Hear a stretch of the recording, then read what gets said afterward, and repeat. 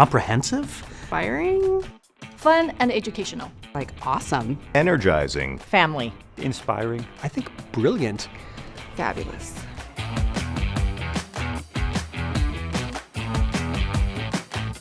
I've been coming here since the very first one. It's like coming home. It just feels like this amazing content family. It's great to step out from the day-to-day, be with our people. There are brilliant speakers and fantastic takeaways. Everybody leaves this event with pages and notes and things they can go apply right away. You're going to get a wide scope of opportunities, from something like new creative tactics to develop content to how to use AI. It's the most inspirational and educational conference that I've ever attended.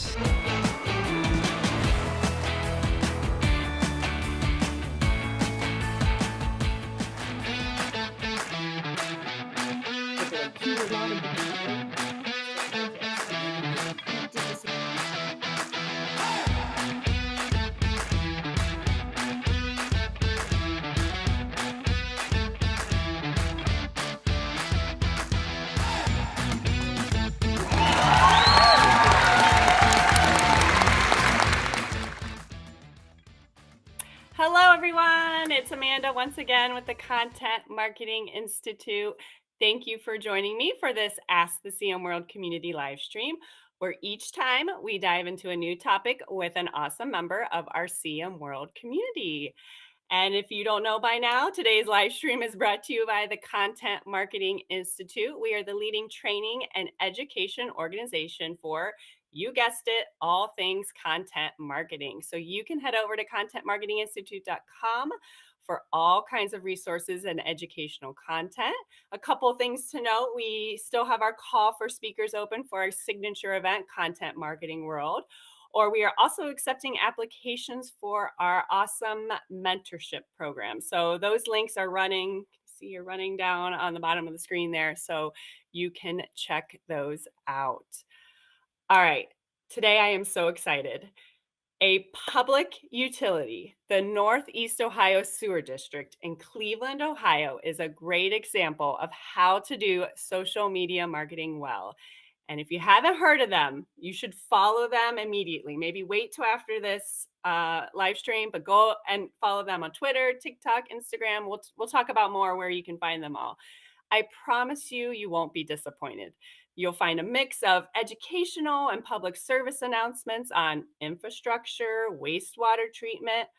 Boring, you say? Oh, no. You'll also get witty poetry, potty jokes, sports memes, pop culture references, and so much more. They've managed to create loyalty and engagement that brands and companies can only dream of. So today we are going to chat with the mastermind behind their social accounts. And if you think it's weird that I'm fangirling over here, please just stick around and you will see why. All right, if you've been here before, you know the drill. As you join me today, please give me a virtual wave. Say hello. Let me know where you're joining us from. Ask questions and comments. It always makes for more engaging live stream when we hear from all of you. All right, I'm going to kick off today's live stream with a question. So what are some of your favorite social media accounts? Are there brands or companies or even public utilities that are doing it really well? Feel free to share a link or share the handles in the comments. We'd love to see some of your favorite brand accounts and share why. What do they do that is so great and you love to follow them? All right, Lisa's joining us from Detroit. So again, say hello. Hello, Lisa. Let us know where you're joining us from. All right, today I'm going to do something a little different. Before I introduce our awesome guests, for those of you who aren't familiar with the Northeast Ohio Sewer District, I don't know how many of that are you, because in Cleveland, everybody loves them. But we're going to run a little video here to give you an idea of some of the content that they create and share on social media. So take a look here. You'll find a mix of content you might expect from a public utility: educational information on infrastructure, stormwater management, even historical background. The Cuyahoga always has been and must be a working river. You'll get great customer service and critical public service announcements, but you'll also get pop culture references. sports memes, mostly based on Cleveland sports teams, and you'll get it all with a healthy dose of personality, humanity, and empathy. And of course, no shortage of potty humor. There once was a man who had to go. The name of the man was Billy Sparrow. The man stood up and grabbed some wipes. Oh no, my Billy boy, no. Soon may the sewer man come to unclog our pipes so our flows may run. I mean, it's a sewer district after all. The sewer district comes across as human, genuine, and fun, and funny. And that magical mix resonates with audiences from around the world. And most importantly, wipes are not flushable.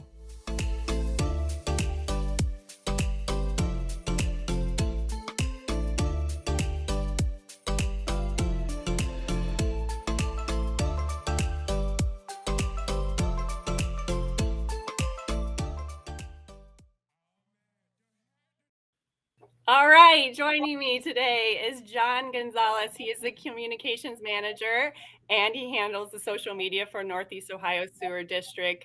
John, I think the most important takeaway since 2020 was the wipes are not flushable. How many times you tweeted that? We always want to make sure we reinforce that message as often as possible. And we've had people who say their habits have changed as a result of our Twitter account. So we'll take that as a compliment. That's great. I mean, you were tweeting about it a lot. So that was a great public service announcement. We have people joining us from all over today. Pierre's coming from Gary, Indiana. We have Mark. He shared his favorite Twitter account is the Milwaukee Public Library. On Instagram is a masterclass in how to enforce your brand and create goodwill. Someone else said Wendy's. Shannon says Aldi has been killing it on TikTok as well. Super interactive. Hello to Lavinia from Toronto. We have several people here from Cleveland as well. So thank you all for joining us. So let's get started, John. For the people who don't know, what is the Northeast Ohio Sewer District? What do they do? So the Northeast Ohio Regional Sewer District is a public stormwater and sewage utility. We manage wastewater and stormwater across 62 communities in Northeast Ohio. Our primary responsibility is treating wastewater and putting clean water back into Lake Erie, and also managing the water in streams, a regional stream network, more than 400 miles of streams here in this region to ensure that the streams are safe and flowing properly and that water quality is protected across the region. So that's we're treating 90 billion gallons of water a year, putting that water safely back into Lake Erie. So it literally is a public service. And as a utility, we've been doing so for now more than 50 years, serving the region. All right, so let's give everyone a quick rundown. I did a lot from Twitter and a little from TikTok there, but give us a rundown on some of the content you're creating and producing, and what platforms are you using? Sure. So we're most engaged on Twitter, but we have content flowing across a number of social platforms: Twitter, Instagram, TikTok, Facebook, LinkedIn, YouTube. All of our standard social media channels have active content. Our most engaging is Twitter. We're also exploring new venues that we've only begun to dabble in, like Reddit, for example, and other platforms, Mastodon, trying to see where else we can build and start to grow a similar community to what we've had the success in here on Twitter. So how did all of this sort of get started? Did you have a strategy going into it? I mean, you have a lot of creative freedom, I believe, on Twitter to do different things. So, how did you get some buy-in as well for doing all of that? Well, we worked to develop a social media strategy somewhere around 2009 or 10. We worked with a great internal team here trying to figure out what place does social media have in our broader communication strategy as an organization. And so we brought senior staff along for the ride to help them understand this is just part of our outreach campaign and how we are going to go about serving our customers better. What we found is that over time, specifically in the last 5 or 6 years, our creativity and our willingness to engage outside of the normal bounds of what a utility may engage on, that has really helped to bring us a human side of our work that's allowed us to connect with residents, with customers, and with followers from across the country in a way that's unique. And so the buy-in that we had early on, getting their support to begin exploring with social media, they came along with us as we tried some new things and found some success along the way. And when they're hearing about our account at other events or other venues, it simply is showing that our work is resonating across the country, but we're most dedicated to serving our Cleveland and Northeast Ohio residents as customers. And whatever goes beyond that is a benefit to us. And I imagine there weren't, when you started in 2009, weren't many like public utility or any public government agency like doing what you're doing. So you're like, we're just going to try this. And they're like, okay. Did they look at you funny? Well, a little. I mean, there were definitely accounts that had a strong Twitter presence early on. DC Water was one of them. Kansas City, Missouri Water Department was also one of them. So there were utilities who were using Twitter well, and they started to kind of be able to joke with customers and followers in a way that was unique.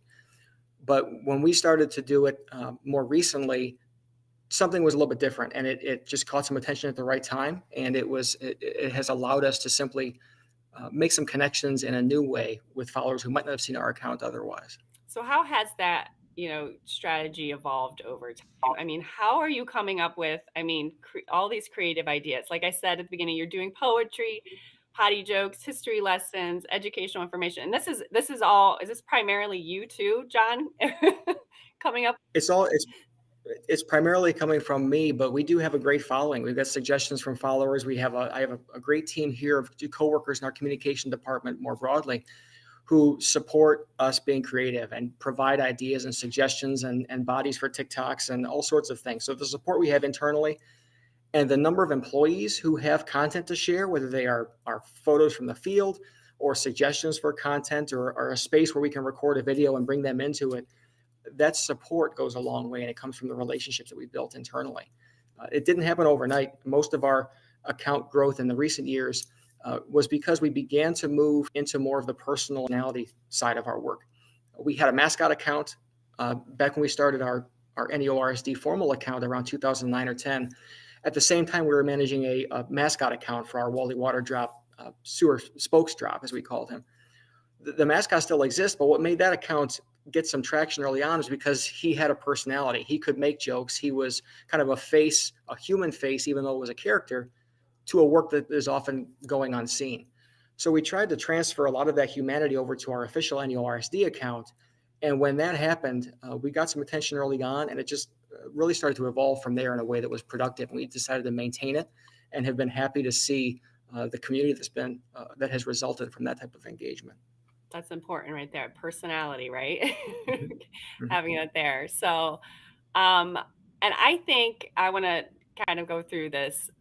This kind of content to me, I'm going to pop this up here, is what sets you apart. So yeah, you're funny. Like, I don't know how many fun things I chuckled at over the weekend that you tweeted. But so in December 2021, you put out this tweet giving out a phone number, telling people to call for a personal special message from the sewer district and from you. And by the way, it still works because I called it last week to listen to it and make sure it was still there.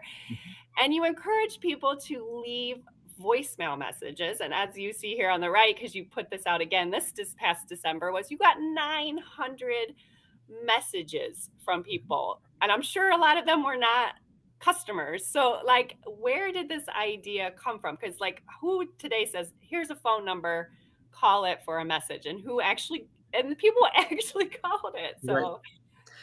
Well, the year before, at the end of the year, I actually went through and personally thanked each employee at the sewer district with his or her own unique tweet. And the thing is I've been around. I've got 20 years worth of experience at the sewer district, so I knew a lot of those names, but I was realizing there's many more that I haven't met yet. But that sense of personal contribution to the work that goes on that serves more than 1 million residents, I wanted to make sure our employees felt that. So at the end of this year, I wanted to acknowledge the people who follow us, because as I knew, the following on Twitter was unique, and the community that's been built there is unique, and it can change on a whim. But what I wanted to do was to simply leave a personal message. But anybody could do a video. So I thought, let's just try something different. And our IT staff, one of our IT team members who always helps me out when I have crazy suggestions, I said, can we just set this mailbox up send the voicemails to my email. Let's just see what happens. I just had this idea to see what was going to work. So we posted the link, we posted the phone number, and my phone did not stop buzzing with alerts for people leaving voicemails for that entire Friday and through the weekend. And it was humbling to realize that there was a real connection that we had made with people just by being honest, by thanking them for giving us their time. People don't have to stop on their phone at our content. I mean, people are literally competing with all sorts of other distractions on social media. So why would they give their attention to a Twitter account from Cleveland, Ohio, tweeting about pop culture and poop culture at the same time? But I wanted to thank them for being there because they've helped to become ambassadors for our work in a way that was special and to me. So I simply posted the message, and they have the response coming in from our customers specifically saying, thank you for the work that you do for me as a resident. And they have other people calling from across the country saying, I never would have thought about infrastructure otherwise had I not been following your account. And the sense of a personal connection that they felt with our account and the emotion, there were literally people crying in the voicemail messages, which it just shocked me. But people were leaving those voicemails and talking through tears that demonstrated this doesn't happen everywhere. And the sense that we were able to reinforce the community that we serve goes beyond our customer base, but people are really benefiting from this just type of honest connection and an honest sense of responsibility to a system that is often overlooked and taken for granted. And that reality played itself out in this exchange on Twitter, but it was representative of a community that we have seen to grow and become ambassadors for the kind of work that matters. Wow, that's amazing to me to get 900 voicemail messages in this day and age from Agreed. somebody. I never expected it, but it was something that really just demonstrated that people wanted, they didn't know what to expect, and people wanted something different. Mm-hmm. And it just came really with a quick action from our IT team and being able to put it into action quickly. And most of our success that we've seen in one-off tweets and one-off engagements are something that we don't necessarily always strategize for.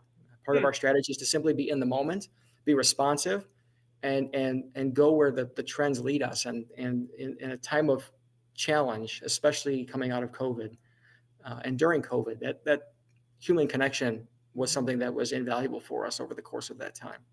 Wow, that's great. If you're just joining us, I'm chatting with John Gonzalez with the Northeast Ohio Sewer District about their awesome social media accounts, especially on Twitter. And I'm not sure, John, and if you have a question for John or a comment, please feel free to drop it in the chat and we'll try to get to it. I'm not sure how you are measuring ROI over there, but I want to pop up a few graphics here to give people out there an idea of what you what people think of you. So here we go. I may not live in Ohio any longer, but my heart will forever belong to the sewer system. Get you a sewer district that sees you. I love my sewer district. Honestly, this is the most profound account I follow. And yes, it's a sewer district. I'm not crying. You're crying, responding to one of John's tweets. This list is the best. Read the whole thread. My sewer district is better than your sewer district. Going on here, Celeste Ng, the novelist who actually grew up here in the Cleveland area. She says, I got to say, my hometown sewer system's Twitter account as a genuine voice of humanity and reassurance is a sentence I didn't think I would ever write. And this person says, I'm currently emotional over a tweet from a sewer district that's not even in my own country. And this one's my favorite because I actually see this a lot on your account, John, is I've never been happier to pay my bill, my sewer and water bill in my life. So I mean, brands would die for this kind of loyalty and awareness. And I want to put this one up too, because this one you shared from an employee, which I also think is important. An employee emailed you and said, hopefully you can see that your thoughtful tweets have really impacted so many people. The humor is great and appreciated. Your human touch to the site has really been the best though. So I know that you clearly have figured out this magical mix for Twitter and social media. And you even said it here. So this is John's playbook, everyone. If you want to know how to do it well, he tweeted here. How did he do so well? The double our following this year: trends being relevant, timing being in the moment, transparency, making connections, two-way being responsive, truthfulness, honesty, and humanity. So you can see more of the same over the years. So I mean, how do you know what kind of, content's going to resonate, and what have you done this year that or last year that did resonate so well and get so much engagement? I think two of the things that got us a lot of attention. One was a reply to a Taco Bell mention about the fact that their pizza ingredients were backed up, and so they were making sure that people knew that at some point they were going to be bringing their pizza back and making it available. So in a spur of the moment, just simply replied to that tweet to say, "Well, we'll be ready when the time comes." And it wasn't something that I had retweeted. I wasn't intending it to blow up, but someone screenshotted it and posted it. And it was, I had some of my kids and their friends were sending me links of where it was showing up in their Instagram feeds elsewhere. And it was just simply showed that we were, any tweet or any content we post, we want to be able to link back to our work. So any of those engagements I was able to take as an opportunity to let people understand why we would even tweet something like that, why it even mattered. So that was one thing that got us a lot of attention. And another was a one-off opportunity for us to reflect on the phase of life that so many students go through in the summer. It's the changing of moving from a graduating class into a new opportunity, whether it's college or graduating from college and moving up the workforce or whatever the next phase of your life might be. And so we were able to pen a commencement address from our Twitter account, just with a series of a series of tweets. And it gave a lot of puns, but it was more or less a real reflection on everything you need to know in life. You actually probably could learn from a sewer district, because we are an essential service. We're there from the beginning. We're there until the end, and we are there to make the best of what other people might discard and try to give it new hope and new purpose and new life. And the reality was that also just hit it right at the right time, and people found it meaningful. They found it something that was worth them sharing. And so we like to create content that will make people think. We want them to pay attention to our work and be able to trust us to know when they have a question, we're going to give them an answer. But a lot of that comes from just simply being aware of where people are in life, meeting them where they are. And most of the time, they're not thinking about sewers, but they probably are thinking about something that is connected to infrastructure in some way. So why not meet them there and then hook them the next time they come back and see our content? They will definitely see our connection in a new way next time around. That's a great strategy, actually. I mean, some of those tweets that people were talking about, I think the one you said, I mean, I know there's a lot of crap out there, but we're there for you or whatever. It was just something simple, but it was totally, I don't know. You're just doing great content, John. All of us are going through something, and all of us are in a difficult spot right now. And no one thinks about infrastructure until there's a problem. But what we've been able to do is at least build some sense of trust between our customers, our followers, and me or whoever's helping to respond to their accounts or their questions, that we care about your issues. We care about being able to solve a problem if it's related to our service. But more importantly, we're happy to serve you as customers and as a service provider. So those connections as humans is really more important than anything else, because if we don't have that connection, then our sewer connections don't matter. Mm-hmm. All right, this question now let's be honest. Infrastructure, though you've made it interesting, may not on the surface appear to be, a boring service. And we hear this a lot especially from like B2B companies. Like we have a boring product, we have a boring service. And I had here, let me pull this up. Erica on my LinkedIn feed, kind of said the same thing. She says, I hope you can talk about how to replicate something similar to what they're doing, because she instills and her clients who ask about this, it's more about authenticity, and that they need to be themselves, which you kind of talked a lot about, to attract their particular tribe. So, what do you say to people who are like, oh, it's too boring. I can't do it. Well, I would say that it's not too boring. There's any number of ways to make connections with things. You have to just find what angle works for your agency, find what angle works for your business. More importantly, know who your audience is and what angle will work best for that audience. Some of the content we post on Twitter won't hit the same on LinkedIn, or it won't hit the same on Facebook. But the three things that will work on almost any platform is having a sense of humor, having a sense of humility, and having a sense of humanity. So if you can do those three things wherever you're going to have a voice, you can customize the content a little bit. But if you can have that same sense of humor, humility, or humanity, chances are you'll be able to build a decent following there. It might not be on every platform.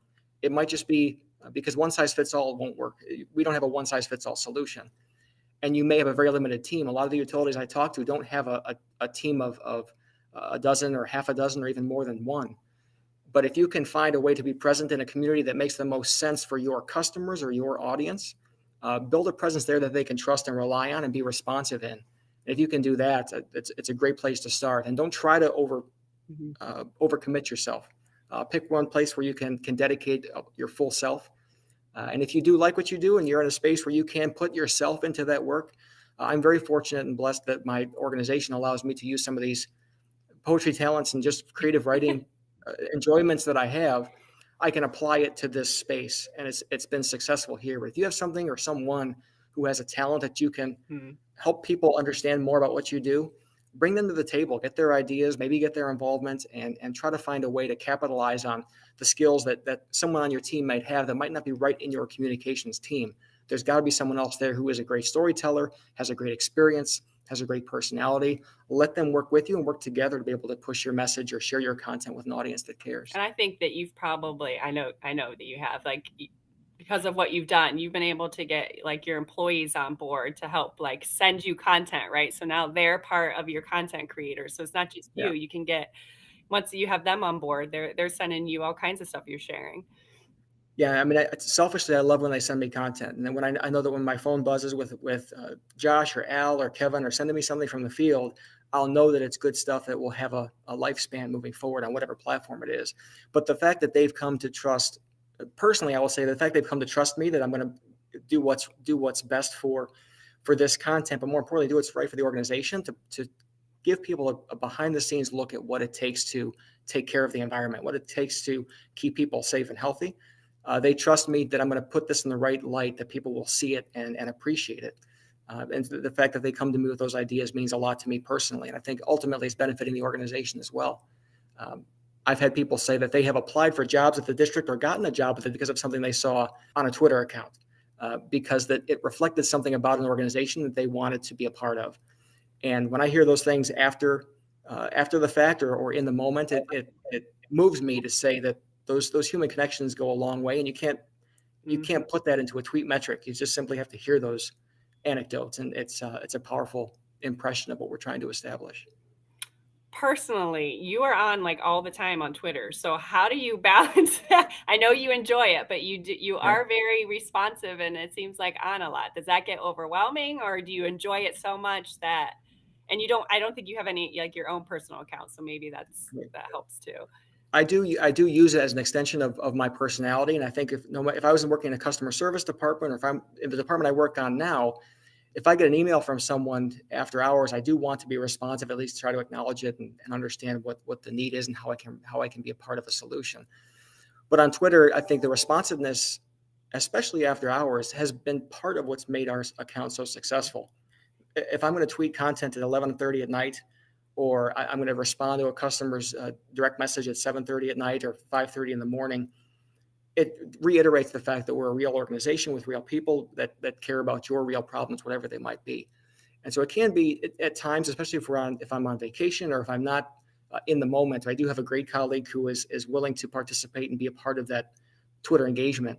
But it is an extension of myself, and so I take those engagements personally, and I actually make it part of my obligation as a communications manager to engage where those opportunities are most suitable. And it's not always between 9 to 5. It does come after hours as part of what we do. Mm-hmm. All right. So one final question here, and John and I were chatting about this beforehand, but as we all know, the platforms are constantly changing. We have no idea what's going to happen with Twitter. That's where you've built a lot of your following. So where are you focusing your efforts on in 2023? Any changes to your plans or strategy? We are trying to, like I said, we're trying to explore other venues just to simply recognize that that platforms change. We own our website, and other than that, most of these other platforms we use, we go there because customers are there, and we want to be present in the space where our customers are. If you're looking for us in other places, we do have a link tree, and it's /NEORSD. On Linktree, you can see all of our current accounts. You can also link to our job openings. You can link to our website. You can link to cost-saving opportunities if you're a customer looking for ways to save on your sewer bill. So our Linktree /NEORSD is a great place to go to find where we're going to be at present. We are exploring other places, like I said, on Reddit and Mastodon, seeing where else we can bring customers over and have content that's relevant to them. But we certainly, in the new year, we have a podcast called the Clean Water Works podcast. We talk to employees about their stories and help to connect customers with an aspect of the people doing this work that they don't often hear from. And so those storytelling opportunities and the people that we have been speaking to since September in a podcast every other week is a great way to learn more about our organization. We want to connect where customers are, and we have the freedom and the ability to kind of explore some things. And so that's what we're really focusing on this year, exploring our podcast further, having a presence in other platforms where it makes sense.